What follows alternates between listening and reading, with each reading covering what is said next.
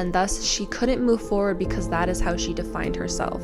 They become the self that scares them. Don't you tell me what I can't do. I've changed my life in the last 2 weeks, like massively, by stopping. This is how you become embodied.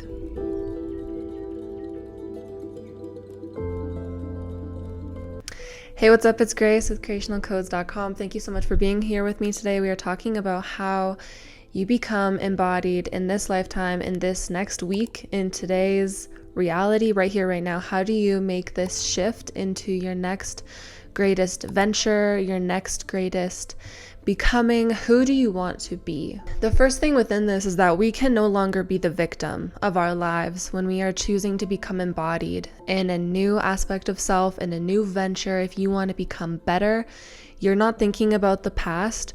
You're not thinking about all of the wrongs that have been done to you, all of the horrible things that you've been through. That is what has created you into being who you are today, but that does not define you, and that is not where you're moving from.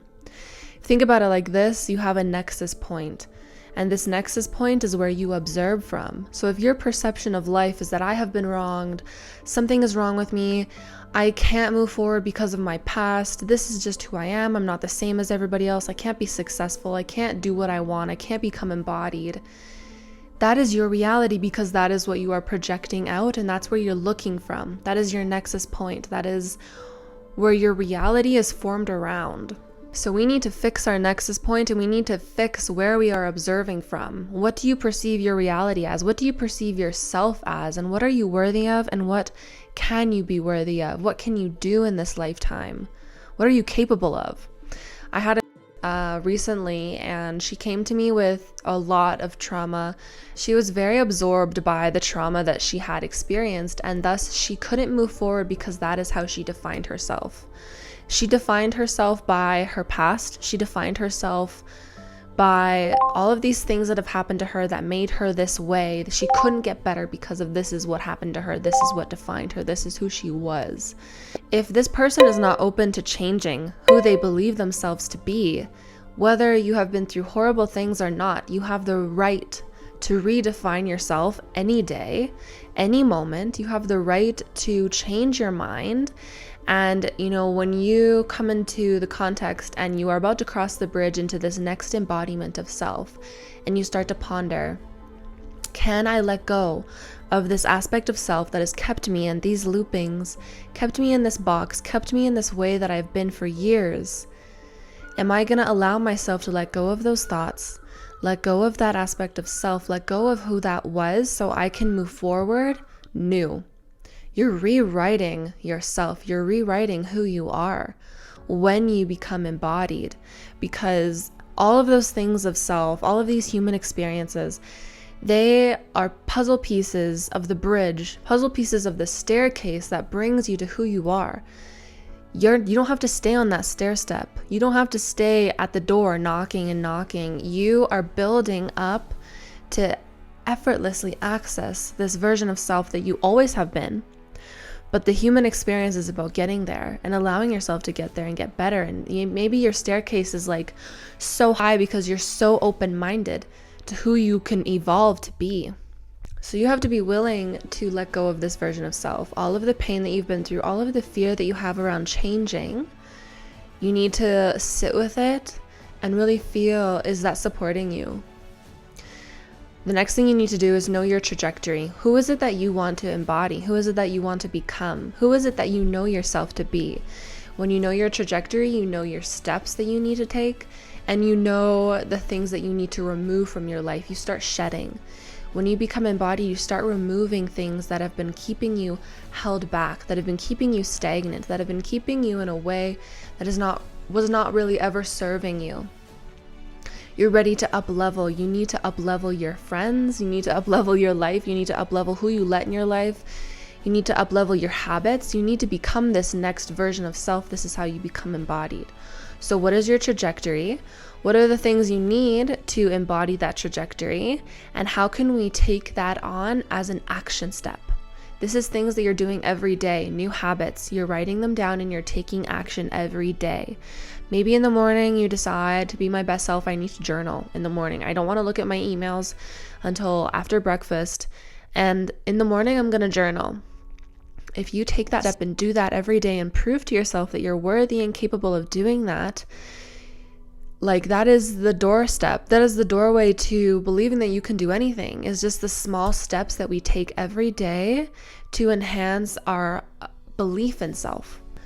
So the biggest thing that is holding you back is your mind. This is 100%. I know this to be true. Your mind is convincing you of who you are. Not your heart, not your body, not your reality. You could be living an awesome life and your mind is stuck in an experience from years ago that told you that you were worthless or told you that you would never become who you want to be. And if your mind is stuck there, your body is stuck there. Because if your mind is running that scene, running that belief system, running those negative thoughts, your body is believing that that's who you are. Your body is believing that you are those things that your mind is telling it.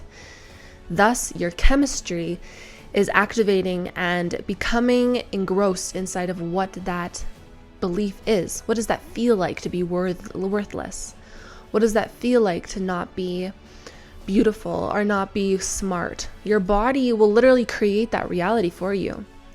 So what is holding you back is your mind, is your thoughts, and is how you choose to be, like, take steps every day. Mind holds us back by making us believe that we cannot be greater than the experiences that we've had, or we need to solve this problem that happened years ago, or we need to be stuck in that comfortability of what we have always known as familiar, which is maybe I'm not worthy, maybe I'm only worth a 9-to-5 job, maybe I'm not worth, what would come with being fully embodied in this next version of self. I'm not worthy of that. And what does that create in your body is this feeling, this knowing in your body that you are unworthy, that you're not smart enough, that you're not good enough, that everybody else is different from you, everybody else is better than you, everybody else has a different trajectory than you. You're just kind of the one-off. But the mind is holding you back. It's not purposefully trying to inhibit you from your potential, but it is keeping you in survival mode. And have you ever seen somebody thrive in survival mode? No, you see somebody thrive when they take into their own hands the courage that they have, the desire that they have to be better, and the willingness and trusting in God that they can do what they want to do. They can be who they want to be. That's how you see someone thrive. They push the limits. They become the self that scares them. And we have to be gentle with ourselves. That's like my motto. Be gentle with yourself, like love and allow yourself to be who you are every moment. But enough of like limiting yourself. You can be so soft and so strong at the same time if you are a female or a male, and you can embody this newness that comes with becoming who you want to be, becoming your next embodiment. Not letting the mind tell you who you are anymore. The mind does not know who you are. The mind does not know who you are. The mind is trying to curate this idea for you all the time. The mind is your servant. Your heart knows who you are. Your soul knows who you are. Your body knows who you are. And your body wants to be guided as well. Your mind and your body are your servants. Your mind and your body are like these beautiful aspects of self that just want you to be your best. They just want you to like thrive. And the mind does that by trying to keep you safe. And the body does that by following the mind's lead and trying to follow what the mind is informing it of. So you need to take the reins back from these two children that are so in love with you that they would do anything you told them. They would do anything that you told them, but the mind becomes programmed because the mind is like a child, and the body becomes programmed because the body is like a child. So the mind, we have to strengthen the mind. We have to strengthen the mind. We have to strengthen our ability to perceive the mind, our ability to perceive what we are perceiving and what we want to perceive and how we want to feel. And the mind unlocks your potentiality. The mind creates how you perceive life. And of course, this has to be, done in an environment where you can thrive. If you're in an environment that is super shitty and you feel like shit in that environment, you need to take the action steps to get out of that environment for a few hours a day. start embodying this new aspect of self. And as you become this new aspect of self, your reality has to shift because you are shifting. And if you've ever seen like the laws of polarity, like two things that are completely opposite, like magnets, do not want to be pulled together. They cannot be. So if you are completely opposite in your environment, you will be pulled out of that environment. You have to believe that. You have to create that reality for yourself. We are worthy of being in environments that make us thrive, being in situations that make us thrive, putting yourself in situations that make you thrive, and really setting yourself up for success. We can't rely on the mind to make us successful based on like what it's been through, based on the traumatization it's been through. We can't rely on purely God to do it for us. God is supporting us. God is pulling all these situations into our life for us to evolve and learn from. It's up to us to make the decision. It's up to us to make and take the next step, the action, the masterful decision that you are going to shift and become better and do more and try a different thing. So if you try to imagine, okay, I've been stuck in this thought, like I'm depressed, I'm anxious, I'm not worthy, I'll never be good enough. I want you to flip the switch. I want you to flip the script. Imagine that you believed that you were epic, that you were determined, that you were just as good as the top. If you imagined that, if you want to be like super close to God, imagine I am super connected to God and life and nature. What does that feel like in my body?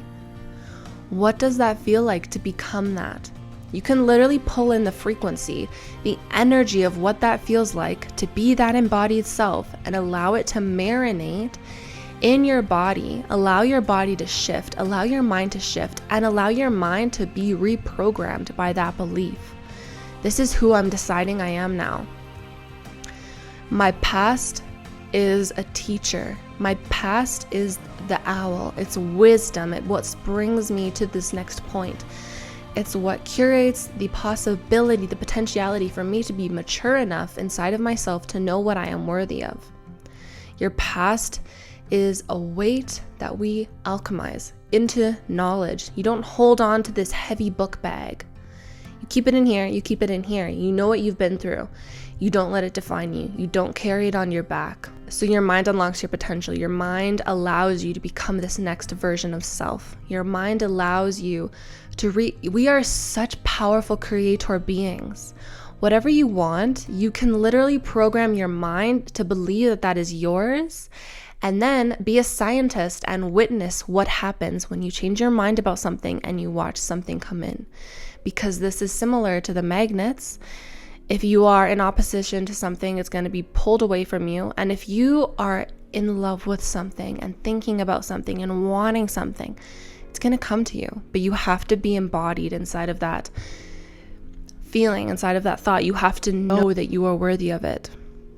So you have to take control. We have to take control of our lives. It's not up to somebody else to do it for us. It's not up to God to make all these things happen for us. Yes, God does do this when we are embodied inside of who He wants us to be, who God wants us to be. It's not about us laying back and just letting it happen for us.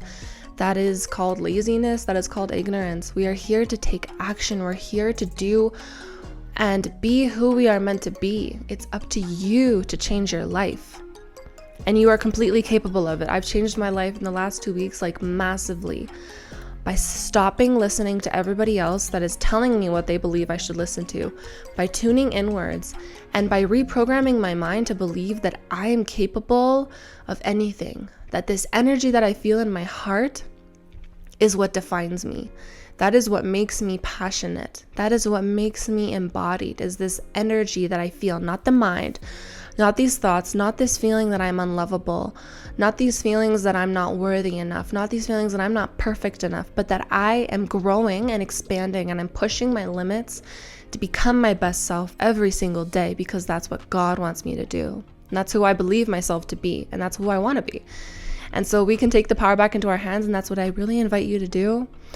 And please comment down below if you're going to do it, if you're going to take action, what you believe and think and feel about this video. I'm thankful that you watched it to the end. And I pray for your well-being. I pray and wish that you... I hope that you have a beautiful rest of your day, and thank you so much for watching. Please hit the like and subscribe button. Please subscribe to the channel. Please like the video. I'm so thankful that you're here with me. And I'll see you next time.